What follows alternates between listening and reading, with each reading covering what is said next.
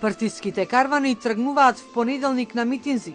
ВМРО, ДПМН и СДСМ традиционално митинзите ќе ги одржат. Првите во Охрид, а вторите во Прилеп.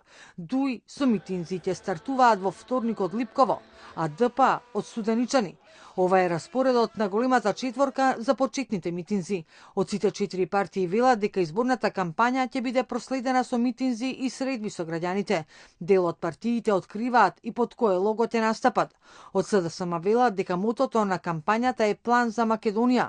Мотото на ДПА е одиме право. Дуите настапи под мотото заедно одлучуваме.